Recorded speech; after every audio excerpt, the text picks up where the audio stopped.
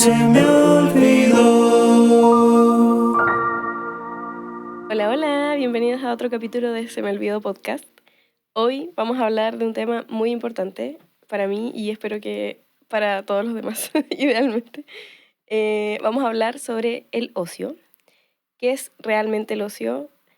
¿Por qué sentimos culpa al realizarlo? ¿Por qué nos cuesta tanto priorizarlo? Incluso si sabemos que nos hace bien. Y también cómo incluirlo en nuestra semana como un espacio valioso y de disfrute.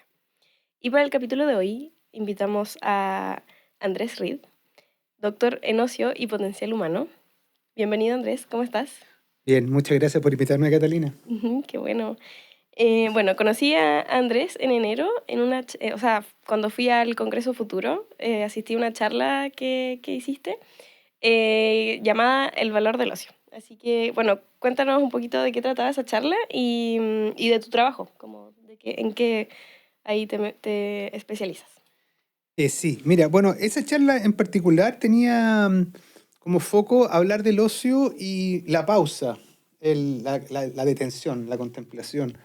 Sobre todo pensando en el contexto del Congreso Futuro, que es un congreso que tiene mucha inclinación en la tecnología, entonces, por lo menos mi acercamiento tiene que ver con un ocio menos tecnológico, aunque no se trata de demonizar la tecnología, pero la detención y la contemplación en realidad no requieren mucha tecnología, puede ser Claro. hecha con poco.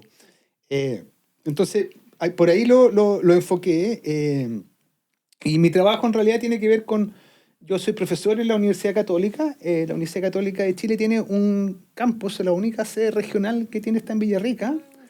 Yo trabajo ahí con pregrado en educación, pero he hecho mi investigación en temas de ocio, fundamentalmente en temas de ocio en espacios naturales, pero también me he aproximado a otras experiencias. Pero por ahí ha ido mi trabajo en los últimos años en el área de la investigación. Ya, súper.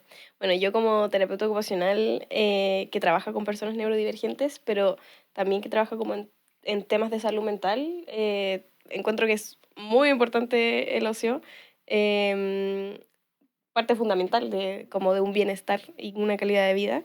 Em, Así que por eso pensé en este capítulo. Cuando estuve en la charla, yo dije como tengo que traer a esta persona y hablar de esto.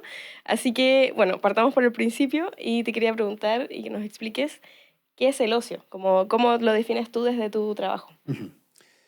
Ya, mira, como típico estas cosas, como esos conceptos que uno cree que son como más o menos sencillos, y Claro. porque todos lo usamos, pero son súper difíciles después Después cuando tratas de buscar las palabras no sabes y qué. cuando más lo estudias, más te das cuenta que no sabes. No. Entonces, pero a ver, yo lo que puedo decir o lo que suelo decir es que uno puede entender el ocio de distintas perspectivas, ¿no? El ocio es una industria enorme, gigante, o sea, insospechadamente grande. Yo estaba escuchando, soy medio aficionado al fútbol, entonces estaba escuchando el otro día un programa de fútbol español, imagínate, escucho programas de fútbol español. Y hablaban de que ahora un jugador muy famoso, Lamine Yamal, que es un chico muy joven, un talento increíble, le hicieron el contrato nuevo y le van a cambiar el número de la camiseta. Ahora va a tener la 10, que era la de Messi. ¿Ya? Y solo con eso calculaban los millones que van a vender en camiseta. Solo por el cambio de un número. Solo por el número de camiseta. Decían, no, es que este es el negocio porque va a tener la de Messi, ahora va a ser el Lamine. Y eso yo miraba y decía, ¡guau! Industria del ocio. Imagínate, eso la gente la compra porque tiene una afición de ver o practicar un deporte y tiene ídolos Y de escuchar un y deporte. escucharlo y verlo y qué sé yo. Entonces, lo podéis ver como una industria, lo podéis ver como un fenómeno social. O sea, si uno pensara en las masas de gente que tiene alguna práctica, alguna afición, que se quiere tomar un café con los amigos. No solo uno, hay varios. Entonces, en términos de la gente, el fenómeno social es gigantesco. O sea, realmente es como similar al trabajo, incluso uno podría pensar, Claro. en términos como de masa. Podéis pensarlo como un derecho humano, está consagrado en la Declaración Universal de Derechos Humanos, como un derecho fundamental de las personas. Eh, pero a mí me gusta, y donde yo por lo menos me formé, y creo que la aproximación que a mí más me completa es que entender el ocio como una experiencia personal, una experiencia por tanto subjetiva, pero que tiene una, un alto impacto social y comunitario. ¿Y qué es lo que es entonces en esos términos? En la experiencia decía algo que nos pasa. Algo que nos pasa que nos cambia, porque eso es una experiencia.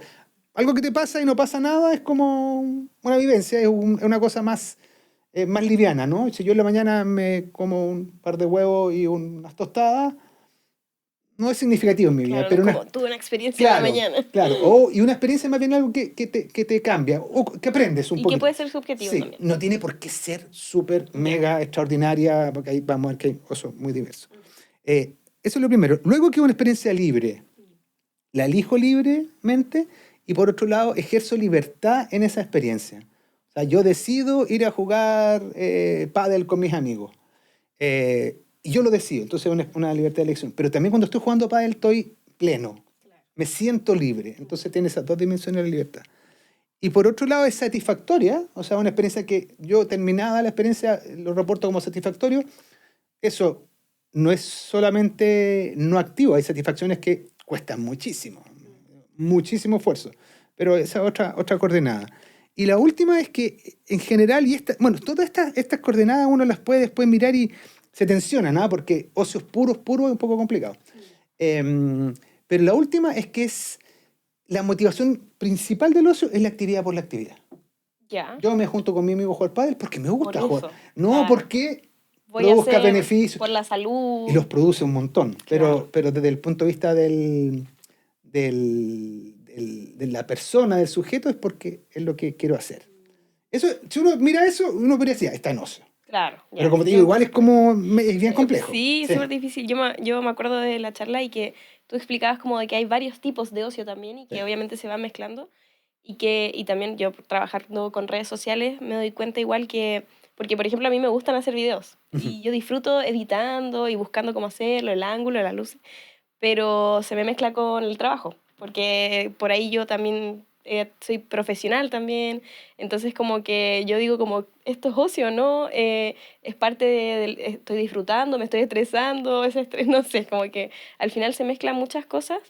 Pero claro, no sé, por una persona que se maquilla, que tú también dijiste ese ejemplo, como que se maquilla y sube sus videos y ese sin monetizar o sin estar como produciendo algo en particular económico, como obligada, lo está haciendo de una forma libre y disfrutándolo, puede ser también un ocio desde esos... Pero claro, es algo como muy subjetivo. Sí, siempre es subjetivo, como se suele decir que hay tantas personas como ocios. Entonces es difícil como categorizarlos, pero en ese ejemplo que tú das, por ejemplo, a mí me interesa mucho como discutir esto el fenómeno de los influencers me parece súper interesante porque de pronto empieza como tú lo decís, oye, me encanta hacer videos, me encanta compartirlo, soy feliz en esto, pero cuando empieza a pasar que tienes más seguidores, tú ya te atrapas. Claro. Ya uno no puede dejar de hacer esto por hacerlo. Tienes que estar subiendo toda la Y se semana. transforma en 24/7 y en una labor, en una Sí. obligación. Entonces la dimensión de la libertad empieza a desaparecer, la del disfrute empieza a desaparecer. Aunque hay algunos que tienen la magia de que siguen... No sé, yo siempre suelo ver en general, uno ve los músicos, los pintores...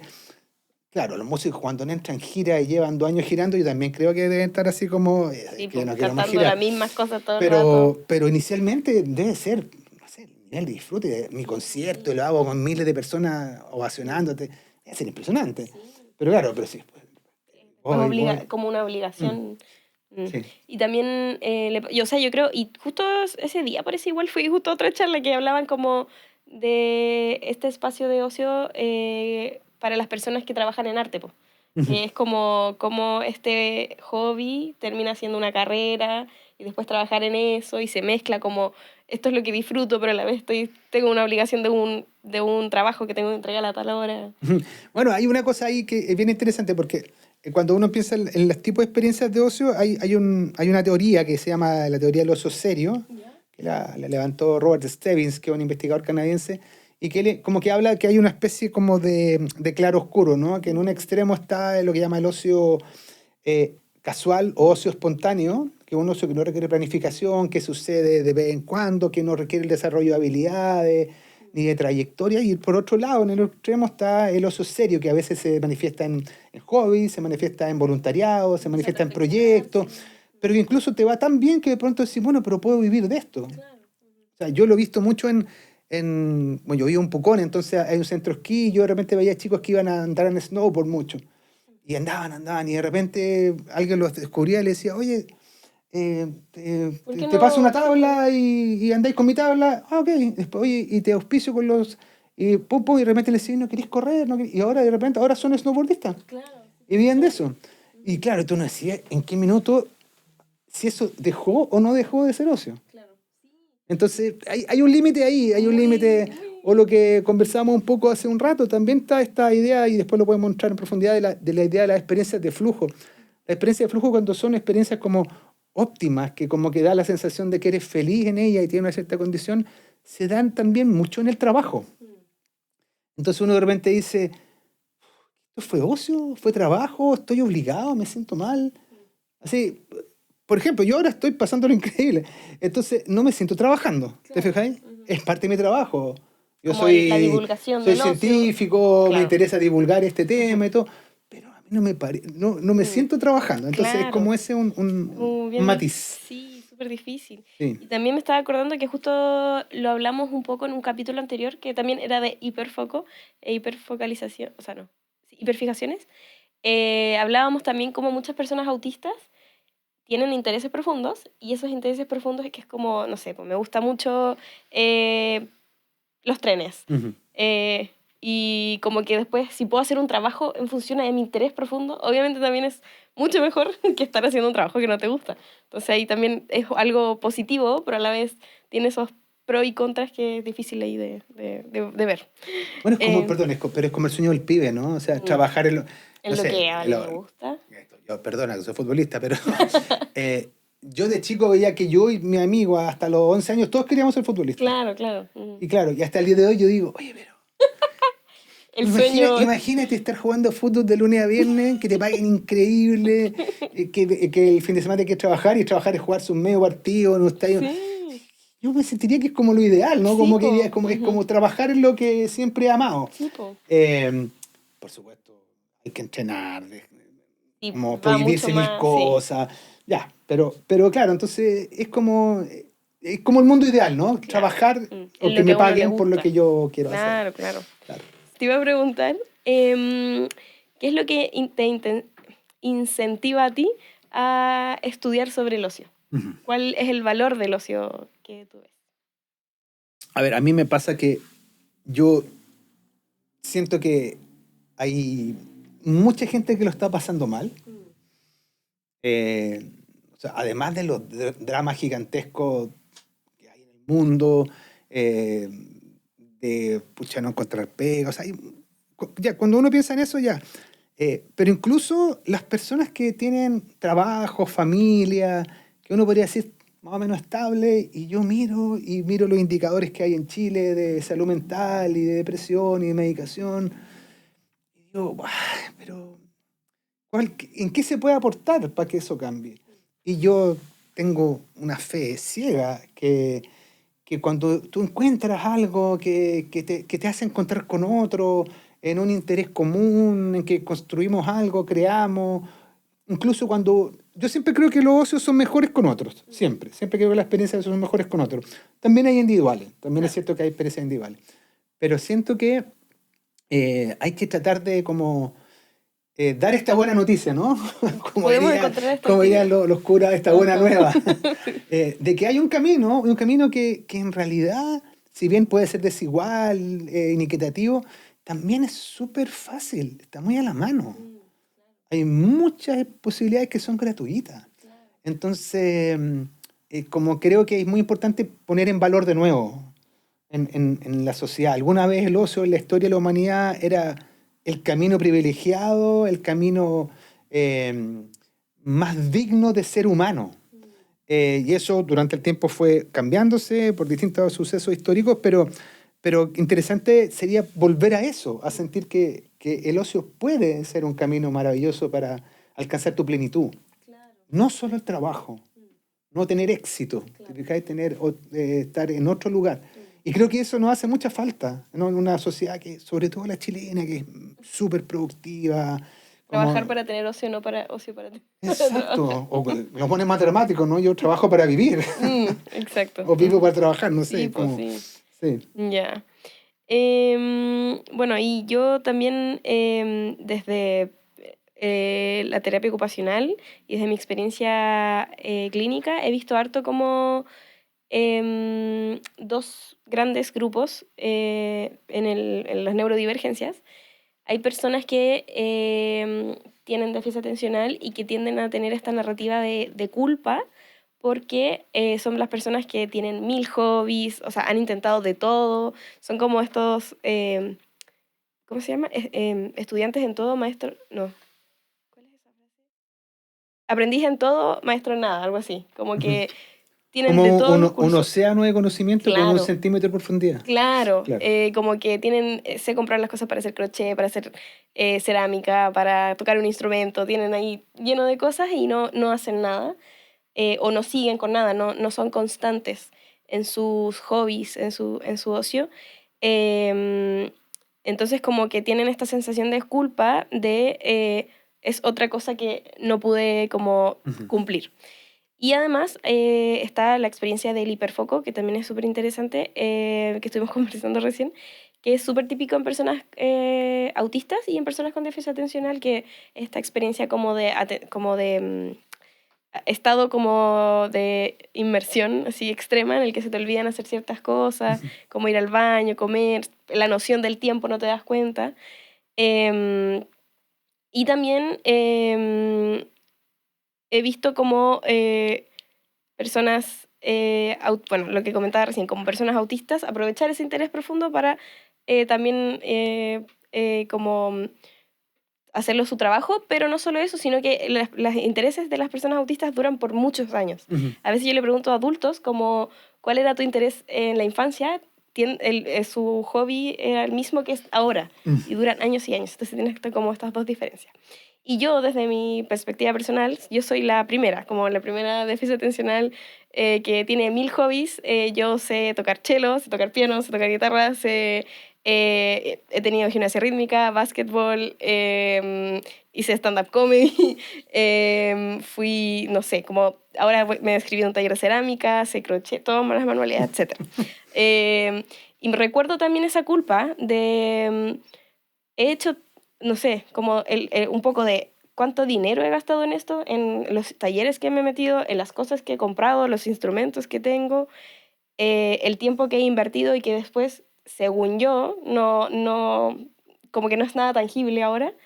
Y recuerdo, como hace unos 3 años, recuerdo hablarlo con una amiga, como decir como, pucha, como que siento que he perdido tanto dinero, tiempo y energía en esto, y me da lata como empezar otro hobby sabiendo que no lo voy a seguir.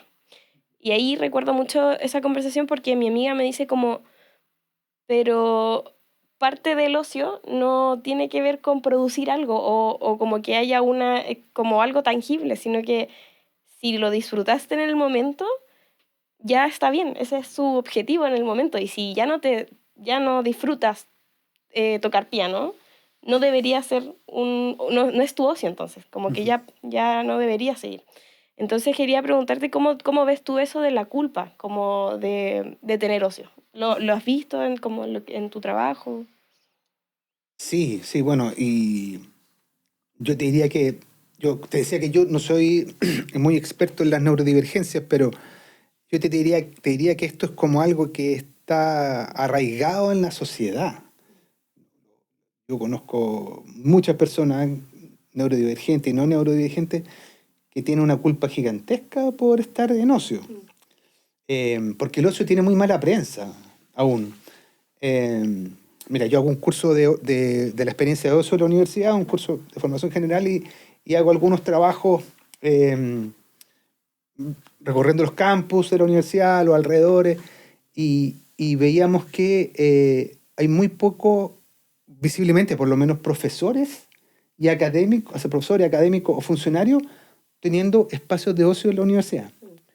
Y claro, yo les decía, bueno, pero ¿qué pensarían ustedes si a mí me ven tomando sol en la universidad con una botella de jugo durante 2 horas? Flojo, po. Diría yo.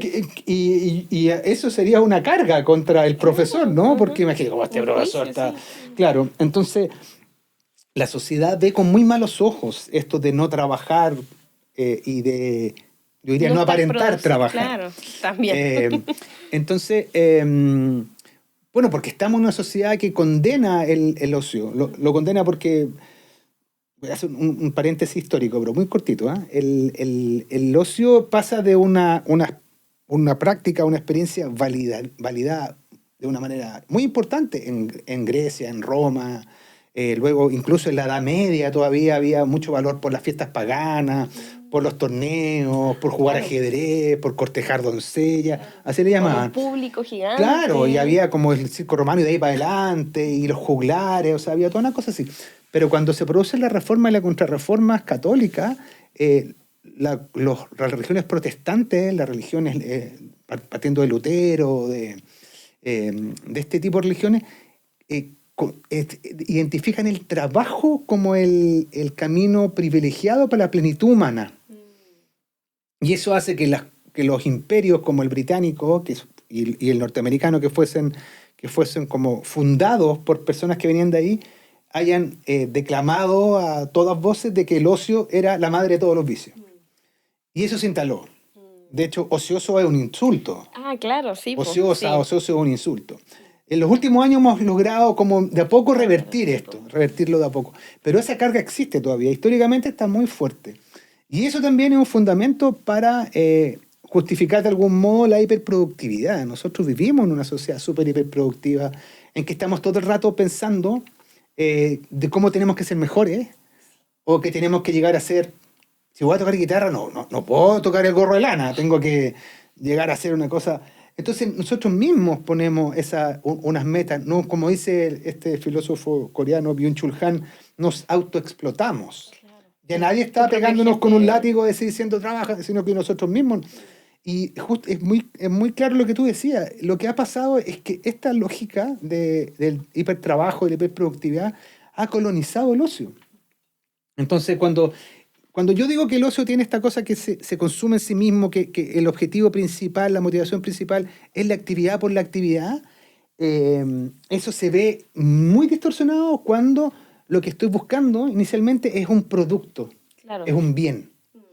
Entonces cuando digo, no, yo quiero pintar para exponer en la galería no sé cuánto, ya no pinto por placer, pinto porque tengo un objetivo. Claro. Entonces... Y cuando estamos en esta sociedad súper productiva, y ahí hay una cosa, lo último que quiero decir que me parece interesante, que hay una... Ustedes han escuchado hablar, me imagino, bueno, a lo mejor los televidentes, iba a decir, las personas que nos siguen. Ven. Sí. YouTube y televidentes. La etimología de la palabra negocio viene de la negación del ocio. Ah, claro, sí. Entonces, el otium, que era el ocio en latín, en Roma, era este camino privilegiado para la libertad, para el desarrollo, la gratuidad, porque yo hago cosas no porque quiera. Y cuando los romanos ven que estábamos mucho en otium, dicen, chuta, ¿qué vamos a hacer con esto? Entonces, hagamos cosas que produzcan bienes transables, que podamos vender, que podamos intercambiar. Entonces, se va a llamar neg otium, la negación del ocio. Entonces, claro, cuando el negocio es lo que es el paraguas de nuestras vidas, porque queremos producir para... versus el ocio, que es gratuito, porque produce sin querer. Ahí está la tensión. Entonces, en una sociedad que domina el negocio y la productividad, el ocio, claro que lo vamos viendo. Última... Nos sentimos culpables todo el rato. Sí, terrible.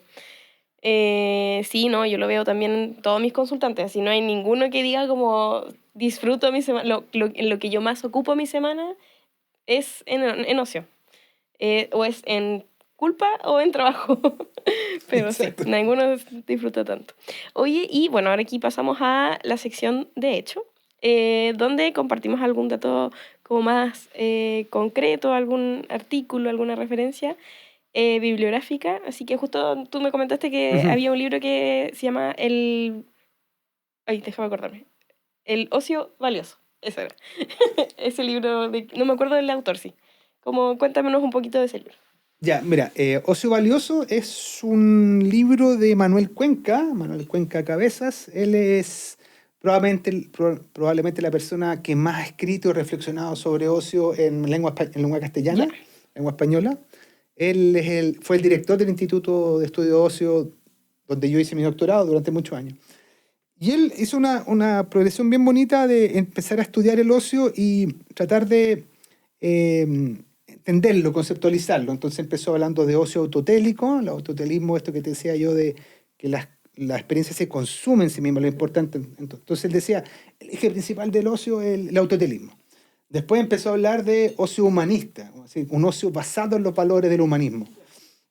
Entonces ahí empezó como a ampliar la frontera del ocio de algo muy personal, algo un poquito más conectado con los valores de Occidente, por así decirlo.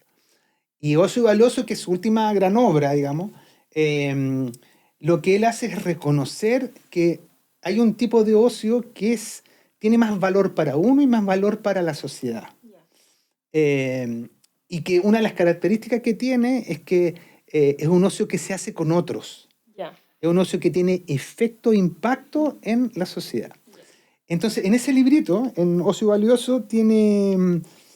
Yo creo que lo interesante para la gente que se quiere empezar a meter en el ocio es que tiene un capítulo que habla un poco de la progresión de la conceptualización del ocio. Entonces te presenta a los distintos autores, las orientaciones, las teorías, las aproximaciones, y termina planteándote la idea del ocio valioso. Después tiene una segunda sección que más bien es un reporte de una larga investigación, que ahí puede ser que a lo mejor no le guste tanto. Más tedioso. Pero es interesante también, pero yo diría que esa primera parte a mí me parece que es como una muy buena síntesis para entender lo que es el ocio y cómo se puede cómo puedes reflexionar sobre eso, porque además a mí me espejea mucho, por lo menos. Entonces cuando digo, oh, ¿son mis ocios valiosos o no? Tampoco tienen que serlo siempre. Claro. Tampoco, de nuevo no tenemos que ponerle ay, yo no estoy siendo solidario. Claro, esa exigencia de que tiene que ser de alguna forma. No estoy siendo una buena persona con mi ocio. No hay que cargarlos los ocios. Claro. O sea, porque la clave es lo que decíamos hace un rato, libertad, disfrute, autotelismo. Y ahora esta idea de lo valioso. Mira, en general, cuando uno tiene trayectorias de ocio más o menos largas, suele pasar casi espontáneamente. Si uno ve... no sé, una persona que ha hecho teatro toda su vida, que le gusta el teatro, que ha hecho teatro comunitario, normalmente la solidaridad de su experiencia se traduce en que, voy a armar un grupo de teatro. Y voy a invitar a los cabros del barrio, voy a invitar a la gente de la tercera edad, o voy a una escuela a ofrecer mi taller de teatro. Y lo hace porque quiere compartir esa experiencia que para él fue maravillosa, que fue valiosa, y quiere que los otros la tengan. Sí. Y eso suele pasar. Y cuando eso, a lo mejor tú ya no estás haciendo teatro como actor, pero estás haciendo teatro con otros. Claro. Entonces, suele pasar que esa dimensión solidaria se expresa también. Y ahí es valiosa para uno y para todos. Y ese sería como, por decirlo así, como un tipo de... No es que todos los socios tienen que ser valiosos, sino que hay algunos que llegan a ser como ocio valioso, según este autor. Sí, hay ocios nocivos también. Claro, también. Claro, porque si uno sigue la regla que yo te contaba, como estas dimensiones, imagínate... carretear. Yo no soy pacato, ni mucho menos, pero el consumo de droga, ¿no es cierto? Digo, yo me voy a tomar X, voy a jalar, voy a fumar, no sé, ya lo que uno quiera. Y lo hace porque quiere. Claro, y lo disfruta. Y cuando lo hace, está ahí. Está buenísimo perdiendo esto. noción del tiempo. Es satisfactorio, es bacán, no sé qué, claro. Y se consume cuando se acaba el efecto, ¿no? Pero claro, en el mediano plazo eso empieza a producir dependencia, cuando estamos hablando de las drogas que producen dependencia. Entonces, ese ocio se habla que es nocivo. O que otros que están muy orientados al producto, al servicio. Pierden esa cualidad autotélica. Claro, cuando dicen como empiezan a hacer crochet y es como, hoy podrías vender eso. Y empieza también a mezclarse y como ya, pasa otro. Y te estresas. Hoy terminamos los calcetines, no sé qué. Claro. Sí. Claro. Ya, súper. Bueno, y ahora vamos a pasar a nuestra sección favorita, Doctora Olvidona, donde respondemos a algunas personas que nos hicieron preguntas, que pregunté por redes sociales. Y tenemos algunos olvidones que nos escribieron. Aquí yo invento el número de los olvidones. Entonces, olvidón número 542. Tengo muchas ganas de tener ocio, pero se me pasa la semana y no hago nada. ¿Qué hago? ¿Qué responderías ahí? A ver, yo pensaría en 3 cosas. Esto son como las 3 claves para el ocio. Por supuesto que no lo son, pero bueno, no se fijan tanto. Lo que se me ocurre a mí, digamos. Mira, un ejercicio que yo hago con mis estudiantes y que yo lo hice alguna vez conmigo y me pareció súper interesante es lo que se llaman los presupuestos de tiempo. Esto se usa en estudios sociológicos en mucho y yo he hecho una cosa más básica para entender. Entonces, ¿de qué se trata? Que tú pongas, ojalá durante 2 semanas, te voy a hacer una planilla, en poner como todas las actividades que tú tienes que hacer. Dormir, asearme, ir al baño, Comer. maquillarme, comer o preparar comida, comer, no sé, trasladarme para el trabajo, la pega, el estudio, estudiar, trabajar, cuidar a otros, pololear, no sé. Ir al supermercado. Todas las cosas que uno hace, así, hacer un listado bien exhaustivo. Y en la otra columna poner la cantidad de minutos que dedicas a eso. Redes sociales, escuchar música, no sé. Y lo que yo le agrego, en los presupuestos no está de tiempo, es como poner una escala de 1 a 7, cuán satisfecho o satisfecha estás con eso. Y eso hazlo durante 7 días o 15. 15 mejor, porque a veces hay... Sí, promedio. Entonces, Semana extra. claro, entonces si podías hacer una planilla Excel mejor porque te sale más fácil mirar los resultados finales, los promedios. Si tú haces eso, de repente tú decís, ahí uno se da me falta tiempo, o es más, me sobra tiempo. ¿Y dónde lo estoy ocupando? ¿En qué lo estoy ocupando? Y empezás a mirar, no sé, redes sociales y decís, las horas del celular, ¿cuánto 7 horas. 7 horas. Y a veces tú decís, me falta tiempo. ¿Y por qué? Si tengo 24 horas y estoy con 25. Pero es que redes sociales, cuando hago redes sociales estoy con amigos. Cuando estoy con redes sociales estoy cocinando. Cuando estoy con redes... Entonces, eso es una buena manera de hacer un diagnóstico. Y eso a mí por lo menos dice, o a mi estudiante... visualizar. Claro, mis estudiantes dicen, parece que tengo que parar algo acá, no sé qué. Esa es una cosa. Sí, te voy a parar porque justo iba a comentar que justo yo, y aquí lo sabrán mis usuarios, que yo también una de las primeras evaluaciones que hago cuando empiezan terapia ocupacional conmigo, hacemos algo muy parecido, que me lo enseñó también una profe en la U, que al menos ella lo pone como patrón de idiosincrasia, que es hacer lo mismo, un lunes, martes, miércoles, como una semana, ponemos los horarios en horas y ponemos, ahí lo hacemos según áreas. Entonces, claro, el área de sueño y descanso, área de trabajo, de educación. Entonces lo vamos haciendo por área. Y yo lo adapté a un Excel también, para que se haga más fácil. Y entonces las personas solo tienen que poner una listita que se despliega como en el Excel, ponen qué área, y después al final, cuando nos juntamos ya en la sesión, podemos ver un gráfico que se arma automático. Y claro, obviamente el ocio es algo que a veces no está, es muy poco, y que generalmente ellos también indican qué es lo que quieren aumentar también. Y eso también me hace pensar que es como qué tan conscientes somos sobre cómo estamos utilizando el tiempo, qué tanto decidimos en cómo utilizamos el tiempo. Sí, pues, y en eso que tú decís, la columna de la satisfacción, la gracia que tiene, lo que yo veo normalmente, es que uno de repente dice, oye, lo que más satisfacción tiene es estar con mis amigos. Pero, ¿cuánto tiempo le dedico? O tocar guitarra es lo que más me satisface. ¿Y cuánto tiempo le dedico? En cambio, le dedico... Esto es triste, porque el transporte en una ciudad como esta, claro, de repente te voy a echar 4 horas en transporte y tampoco es tan cómodo como para ir leyendo. Entonces, claro. Pero eso es lo primero que te diría. Lo segundo es proteger tus tiempos de ocio. Esto es una cosa súper gringa y fome, pero yo creo que hay que decir, ya, yo voy a estar los lunes de 6 a 7, voy a jugar dominó, no sé. El miércoles voy a hacer ejercicio. El jueves voy a tocar guitarra y no sé qué. Yo sé que las mujeres y las madres tienen mucho más dificultades para poder hacer esto, pero protegerlo y comunicarlo a tus familiares, a tus parejas, es que yo necesito esto y voy a dedicarme a esto y consagrarlo. ¿Cómo se puede, qué es lo que ayuda un poquito es comprometerte en acciones o experiencias colectivas de ocio? Claro, como taller de cerámica. Porque voy a hacer un taller de cerámica. Claro, por ejemplo, a mí me suena mucho que las acciones colectivas que tienen un propósito común te hacen necesario. O sea, por ejemplo, si ya yo participo en un grupo de teatro. Oye, no puedo faltar porque tenemos ensayo. Sí, pues vaya a trazar. ¿Y qué pasa? Y después la obra no vaya a estar. Entonces, hay un compromiso que es un poquito más allá de mi interés. Claro. Y aquí ya viene la tercera, porque hay una cuestión que se llama una cuestión te quiero parar un segundo porque también quería comentar algo. Que sí, pues a mí igual me pasa que es como, pucha, que lata que tengamos que casi que obligarnos, entre comillas, a agregar un horario en la semana para hacerlo. Pero es que si no lo hago yo, si no lo hago así, no va a pasar, porque el sistema te come para que tú sigas trabajando. Totalmente. Entonces, cuando tú proteges ese horario, Por ejemplo, yo un año con una amiga teníamos el martes de puzzles. Y ella me iba, después de que salía de la U, ella me iba a buscar al trabajo para que yo dejara, así yo dejaba de trabajar. Exacto. Y nos íbamos a mi casa y hacíamos un puzzle, que todavía seguimos haciendo porque es muy gigante. Y es el martes de puzzle. Y fue algo y ha sido algo muy entretenido y valioso para nosotras dos. Po. Perfecto, sí. Sí, y lo que te decía que la tercera tiene que ver con una noción, había hecho la cuestión, con una noción que se llama ay, que se me está olvidando este método. Uy, qué mal. Bueno, pero la explico. Es como la cantidad de energía que tú necesitas, la energía de activación. Ah, ya. Es la cantidad de energía que tú necesitas para emprender una acción. Ujú.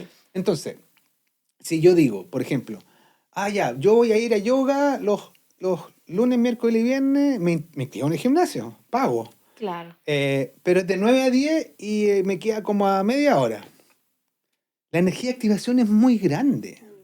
Porque yo llego a mi casa, después del trabajo, del estudio, estoy así y tengo que salir de ese estado, de mi casa calentita, que me tomé la once, no sé qué, ir al yoga, transpirar, ver si me ducho ya, Entonces, esa energía de activación es demasiado grande.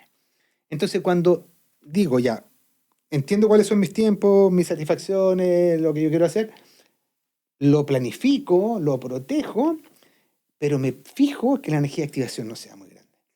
Que no va a pasar. O puede pasar esto de, mejor me quedo en mi cama. Está lleno de gente que dice que se entusiasma, esta comediante, la Paloma Sala y la Elisa Zulueta, dicen mucho eso. Yo voy a pagar el gimnasio todo el año. Y el gallo le dice, señorita, ¿no quiere mejor probar? Porque se puede repetir, ¿estás dudando de mi voluntad? Yo lo pago todo el año. Lo paga todo el año y no va. Y no van. Claro, porque la energía de activación es muy grande. Claro, sí. Entonces, y eso usualmente no lo pensamos. Entonces, si uno pone esas tres cosas, yo creo que uno puede, de alguna manera, ya. Y yo creo que es bien clave que lo que hagamos, ojalá lo hagamos con otros. Porque el otro te va, como tu amiga, te va a ir a Oscar, o del grupo te va... ya está ahí, pues no Sí, podéis... yo me acuerdo cuando yo vivía en Santiago y yo jugaba fútbol en liga, yo ya estaba chato, no quería jugar más fútbol en liga. Entonces, decía, oye, chicos, mañana no voy a ir. No, es que jugamos contra el tercero y si le empatamos, le ganamos, no sé qué. Y como que no podíais fallarles, pues. Es tu equipo, son tus amigos, claro. Entonces tenía un compromiso que me obligó a ir un año más a la liga. Claro. Y después ya, pues decidí dejarla, pero porque había un compromiso. Entonces el compromiso ayuda a sostener una práctica. No, sobre todo, igual cuando, bueno, claro, hacerlo con otras personas. Y yo siempre hablo también de no sabía que se llamaba así, porque yo solamente lo de la energía de activación lo ligaba a algo que me habían dicho que era como más desde la física, como el roce. Cuando algo tiene mucho roce, es más difícil como que se haga. Entonces, por ejemplo, si yo tengo mi guitarra en un bolso, en una bodega de atrás de la casa, va a ser más difícil que si la guitarra está ahí al lado. Obviamente que puede llenar de polvo si no tiene la funda, pero se entiende. Claro. Como que hay un menos roce. Y sobre todo para las personas neurodivergentes que tienen una disfunción ejecutiva, que el ejecutar se hace mucho más difícil, que todo esté como un acceso mucho más fácil, se hace como que podemos hacerlo de una manera más constante y más como accesible. Así que bacán ese punto. Ya, y tenemos a Olvidón 1342. Y que dice, ¿por qué? Bueno, esto yo creo que ya lo hablamos un poquito. Que dice, ¿por qué nos sentimos tan mal y culpables al no hacer nada, entre comillas? Sí, lo único que quizás como que diría ahí para las personas que, yo creo que es súper difícil, creo que es imposible no hacer nada.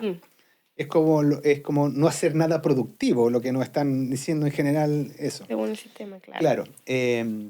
Pero lo que yo diría es que no hacer nada, desde el punto de vista como nos lo cargan, tiene una gran virtud. Hay un librito de un autor norteamericano que se llama Andrew Smart, que es un libro que también es súper recomendable, El arte y la esencia de no hacer nada. Ya. Andrew Smart es un neurocientífico. Ya. Y él estaba estudiando otras cosas. Estaba estudiando, no sé, cuando la gente estudia, cuando la gente está concentrada, cuando tiene miedo. Como otras actividades. Entonces tenía como todos estos como electrodos y electrocefalógrafos, claro. Y de repente se preguntó, dijo, bueno, pero igual que los astrónomos, dijo, los astrónomos han estudiado toda la vida las estrellas, Ujú. lo que brilla, pero en el espacio hay mucho más espacio vacío Mm, que estrellas. ujú. Dijo, ¿y por qué no estudió eso que creemos que está vacío? Y cuando lo estudió se dio cuenta que en las actividades que más zonas del cerebro se iluminaban, vinculadas con el disfrute y con el aprendizaje, era cuando estabas no haciendo nada, cuando no estabas haciendo una tarea, o cuando no tenías que hacer algo, sino que te Estabas ahí sentabas contemplando. contemplando, mirando el horizonte, no sé, Claro. y que pasa así como... hay otros autores que llaman esta idea de que en la pedagogía, ¿no? Ya no me acuerdo cómo se llama el autor, pero el libro se llama ¿Para qué quiero un profesor si tengo Google? Es un libro como el 2000 y algo. Bueno. Y hay una parte del libro en que él dice, mira, si tú a tus estudiantes cuando llegan a la sala les pide que se pongan sus audífonos, imagínate pedirle eso a los estudiantes, Ujú. y que escuchen la canción que más les gusta. Lo que hace es que activa la zona del cerebro del disfrute, que es la misma del aprendizaje. Tú haces eso, vas a tener 40 minutos de atención garantizada. Claro. Porque tú haces, pum, disfrute, hago lo que quiero, lo que me gusta, tengo tiempo para hacer eso, y de repente ahí el cerebro está Que hay activo en como algún lugar sí, po. que ayuda. Entonces, hay que prestigiar el El no no hacer hacer nada. nada. Sí. En toda esta historia de Newton, de Fleming, Sí. que descubrió esto cuando estaba se le cayó una Sí. manzana, y que es verdad, son historias que en ese, que es el espacio de la creatividad también. Claro, El claro. espacio cuando tú estás, no haces nada, de pronto, emerge. Aparecen ideas. Sí. Hay gente que como que tiene las mejores ideas como en la ducha porque están haciendo algo automático. Sí, porque cuando no están haciendo nada, ¿no? Claro, Cuando están entre comillas. Sí. Ya, súper. Y Olvidona 5495 dice, ¿cómo dejar de sobreexplicarse ante personas que naturalizan el estrés, trabajo y enfermedad? Repíteme la pregunta. ¿Cómo dejar de sobreexplicarse ante Ujú. personas que naturalizan el estrés, trabajo y enfermedad? Yo creo que ahí igual obviamente es un tema de dos cosas. Una es que habla de que hay personas que naturalizan esto y otra de que a ella misma le pasa que tiende a sobreexplicarse el por qué tiene que tener ocio, tal vez. Ujú. Como que es algo importante. Sí, mira, yo aquí lo que... Yo cuando digo estas cosas como que me siento que uno no puede dar recetas, pero es lo que yo pienso nomás. Ujú. Va a depender de cada Eh, persona. que uno de mis como mandatos evangelizadores del ocio, a pesar de que yo no me centro tanto en los beneficios del ocio, pero cuando me ayuda a sobreexplicar o quiero que otras personas lo entiendan, uno puede mirar, hay una teoría que se llama la teoría de los beneficios del ocio, Ya. que describe, esto es una teoría del año 90, que ha tenido muchas investigaciones, tiene hasta escalas para medir y todo. Y ha demostrado los múltiples beneficios que tiene la experiencia de ocio. Cuando uno tiene más ocio, está contento con su ocio, trabaja mejor, eres más productivo. Mm. Cuando estás haciendo ocios que tienen que ver con un ocio activo, normalmente te enfermas menos. Estoy pensando todo en la productividad, Sí, pues eso, sí. Más horrorosamente, encima, para horrorosamente. que uno le pueda Claro, responder. para que esas personas que te Que se dicen que no quede sé qué. callado. Ay, se mejoran los climas laborales. Sí, pues estar más Eh, feliz. no, imagínate, no sé si ustedes han visto alguna vez los edificios de Google, los Sí, corporativos, el son hermosos. Googleplex, Justo que son ayer estaba como hablando de eso, como de todos tienen espacios para comer rico, para hacer cafés espacios de del mundo, ocio, comida, hay piscina, hay con mesas de pool. colores. Claro, entonces esa gente cuando está ahí y tienen la libertad de que de repente yo me paro y voy a, ¿sabes qué? Vamos a jugar pool, vamos a jugar pool. A jugar Y nadie videojuegos. te enjuicia respecto a eso. Entonces, claro, ¿qué pasa con eso? Es que mi comunidad de trabajo es mucho más agradable, Súper. por tanto produzco mejor. Ahora, eso tiene una trampa enorme. Porque lo que hace Google es que igual detrás de eso está, tú tienes que producir como un enfermo. Claro. Entonces, que en los edificios de Google tengáis máquinas para lavar tu ropa Ah, en ese punto. y Como secadores para vivir ahí y lugares para 24/7. dormir eventualmente, Oh, es porque viviría. la gente, claro, lo pasa el después, pero se queda trabajando 15 horas. 24/7, claro. Claro, entonces ahí está la trampa. Bueno, es el emblema del neoliberalismo y de la hiperproductividad, ¿no? Pero si uno rescata algo bueno, eso, son ambientes que te hacen estar mejor. Claro. Mira, yo hice mi doctorado en España, en Bilbao, y la hora del café era institucional. La gente a las 11 cerraban, la secretaria contestaba el teléfono, bajábamos toda la cafetería, hay gente que se tomaba su copita de vino, a esa hora, bueno, A las 11 de la mañana. pero ¿tú crees que alguien miraba como sospechosamente que estuviera el No. rector, los directores de instituto, los investigadores, tomándose un café, comiendo algo ahí, con toda la tranquilidad del mundo y después volvía a trabajar? Mm, Estaba consagrado eso. Entonces, claro. cuando eso está así, no tiene peso, no tiene culpa. Mm, Pero porque ellos reconocen que es un espacio más cultural, ¿no? Porque claro. los españoles, o sea, los pueblos mediterráneos tienen este tema del disfrute metido entre medio. Pero, pero está culturalmente aceptado. Entonces, y eso produce mejores rendimientos. Las personas están más felices al final.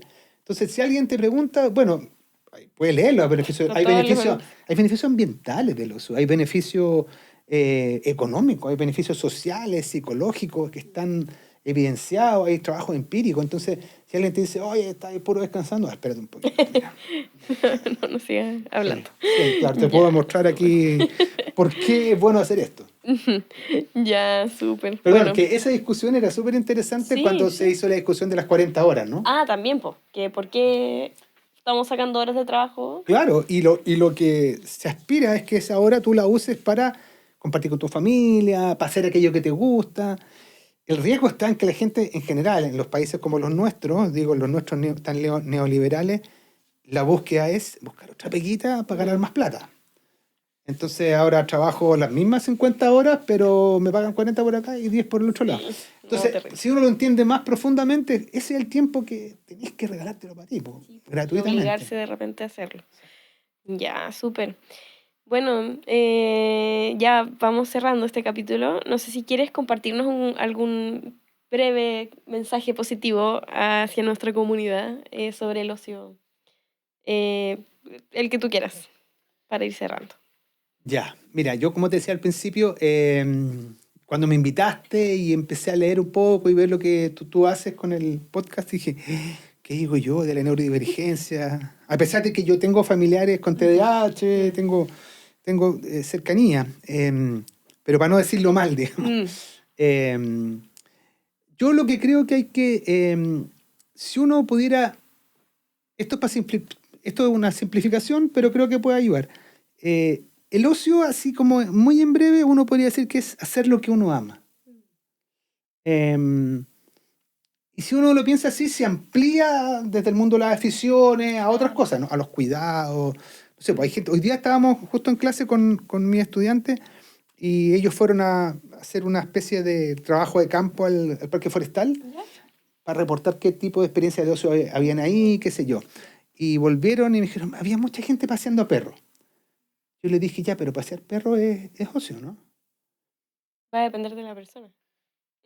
Y claro, y ellos me decían, es que, claro, yo vi algunas personas, profe, que no estaban en ocio, estaban... Estresado como el Ya trámite de pasear. anda a correr perro para que te llegue a Trámite la casa de... luego. Pero otros que estaban interactuando, que estaban con esta dimensión del disfrute. Entonces, a veces uno hacer lo que ama, a veces puede ser no tan disfruto, ¿no? Disfrutar. Pues yo, si yo tengo que cuidar a mi abuela que está con Alzheimer y tengo que moverla, llevarla al baño, bañarla, puede ser que no, es algo que yo quiero hacer porque lo amo. Claro. Ujú. Eh, pero si yo digo hacer lo que amo cuando lo disfrute, o cuando lo disfruto, creo que yo le diría fácil. Es fácil. No hay que.